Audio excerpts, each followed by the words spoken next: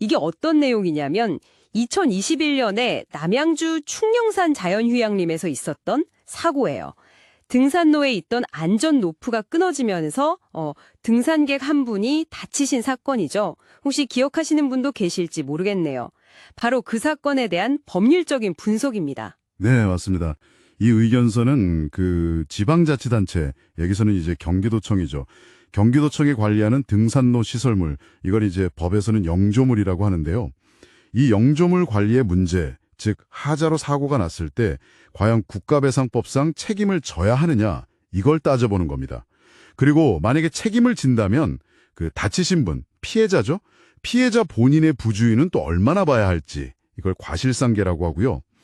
또 피해자의 직업 특성을 고려해서 손해배상액 산정은 어떻게 해야 하는지, 이런 좀 복잡한 문제들을 다루고 있습니다. 네, 그래서 오늘은 이 의견서를 통해서요, 우리가 자주 이용하는 공공시설물 있잖아요. 등산로나 공원 같은 곳. 이런 시설들의 안전관리 책임 범위가 어디까지인지, 또 사고가 났을 때 책임 분담은 어떻게 이루어지는지 그 기준을 좀 구체적으로 살펴보려고 합니다. 특히 이게 자연 속에 있는 시설이다 보니까 좀 더 흥미로운 지점들이 있을 것 같아요. 네, 바로 시작해보죠. 가장 궁금한 게 이거예요. 등산로 로프가 끊어졌단 말이죠. 그럼 이걸 관리하는 경기도청의 법적인 책임이 있는 건가요? 의견서에 보면 국가배상법 제5조에 나오는 영조물 설치 관리상의 하자 책임, 이 말이 나오던데요. 여기서 말하는 하자라는 게 정확히 뭘 의미하는 건가요? 이게 시설이 완전 무결해야 한다는 그런 뜻인가요? 꼭 그런 건 아닙니다. 네, 여기서 하자는요, 그 시설물이 보통 갖춰야 할 안전성, 이걸 갖추지 못한 상태를 말하는 거예요. 중요한 건 통상 갖추어야 할 안전성이라는 부분인데요. 그러니까 절대적으로 안전해야 한다, 그런 의미는 아니고요.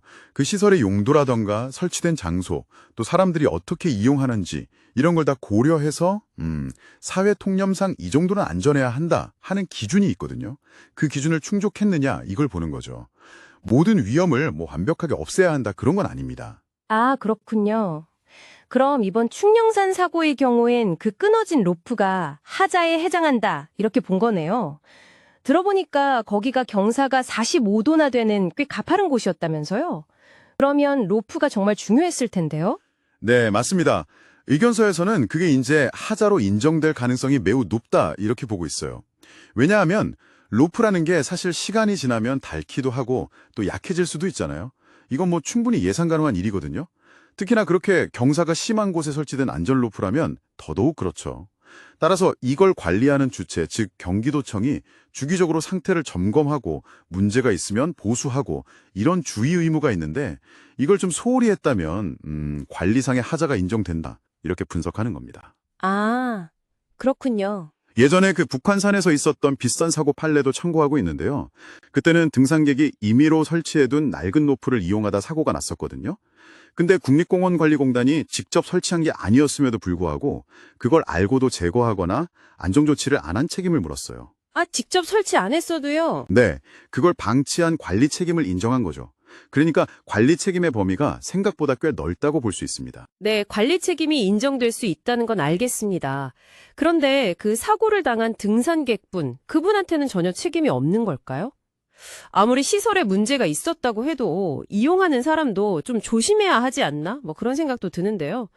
의견서에 과실상계라는 말이 나오더라고요. 네, 정확히 보셨습니다. 바로 그 지점인데요. 손해배상 책임을 따질 때는 피해자 쪽의 부주의, 즉 과실도 함께 고려를 합니다.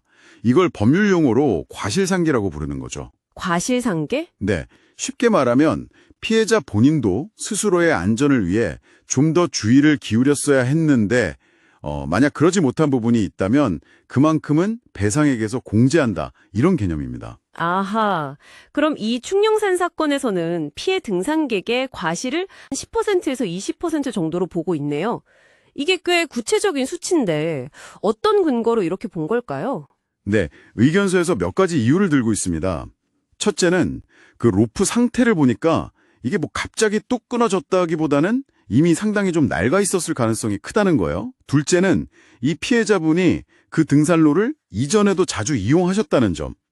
그래서 로프 상태가 좀 안 좋다는 걸 어렴풋이라도 알았을 수 있다는 거죠. 아, 자주 다니던 길이었군요. 네, 그런데도 불구하고 좀 취약해 보이는 로프에 자신의 체중을 전적으로 의지했다는 점, 이런 것들을 지적하고 있습니다. 그렇군요. 어떻게 보면 시설 관리 책임은 인정하면서도 동시에 이용자 스스로도 좀 신중하게 판단하고 행동해야 한다는 점을 강조하는 거죠. 그리고 뭐 현실적인 측면도 좀 고려된 것 같아요. 수킬로미터나 되는 그 넓은 등산로 전체를 뭐 완벽하게 점검하고 관리한다는 게 사실 쉽지 않잖아요. 네, 그건 그렇죠. 관리 주체 측의 그런 현실적인 어려움도 어느 정도는 감안된 비율이 아닐까 싶습니다. 네. 마지막으로 손해액 산정 관련해서 좀 흥미로운 부분이 있었는데요.